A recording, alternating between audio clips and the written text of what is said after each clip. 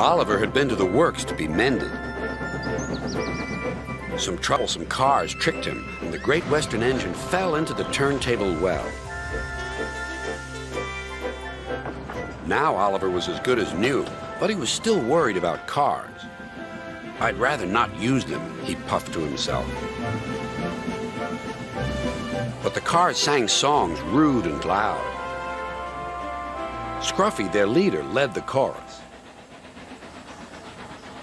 Oliver's no use at all, thinks he's very clever, says that he can manage us, that's the best joke ever. When he orders us about with the greatest folly, we just push him down the well. Up goes old Ollie. Thomas, Duck, and Percy were shocked. "Be quiet," they ordered. But they couldn't be everywhere, and everywhere they weren't, the cars began again.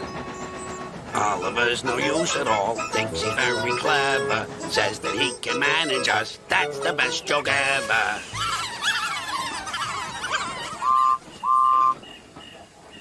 At last, the engines gave up. "We're sorry, Oliver," they said. "It's really my fault," said Oliver sadly.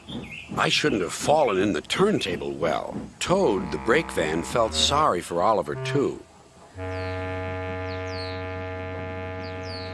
Next morning, he spoke to Douglas. "I'm worried, Mr. Douglas. This disrespect for engines, where's it going to end?"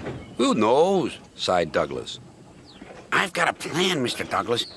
May I stay here today and help Mr. Oliver? We are both Great Western and must stand together." "Certainly, Toad," replied Douglas and puffed away. Soon Toad was explaining his plan.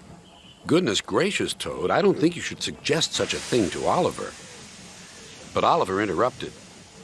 "No, Duck, Toad's right. It's really my fault. I must put this trouble right." "I meant no disrespect, you understand." "Of course not, Toad. Anyway, Driver says the same, and he's arranged it with the station master."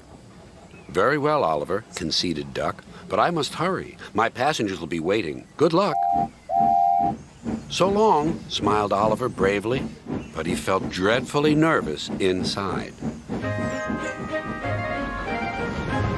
Oliver marshaled the worst cars 2 by 2. "That's the way, Mr. Oliver," whispered Toad. "And if you leave that Scruffy till last, then you'll have him behind you, and you can bump him if he starts his nonsense."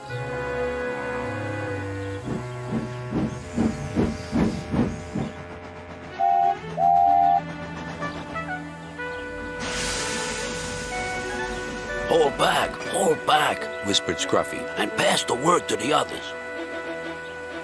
The silly cars giggled. But Oliver knew what to do. There was plenty of sand on the rails, and his wheels gripped splendidly. He gave a great heave.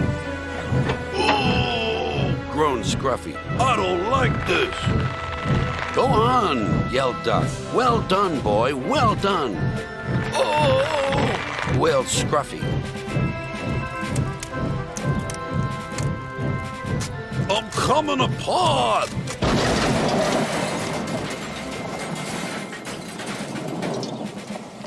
And he did.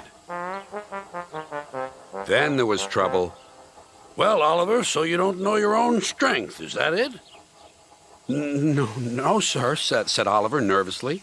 Sir Topham Hatt inspected Scruffy. "As I thought. Rotten wood, rusty frames. Maybe if we put you back together, you'll earn yourself a better name."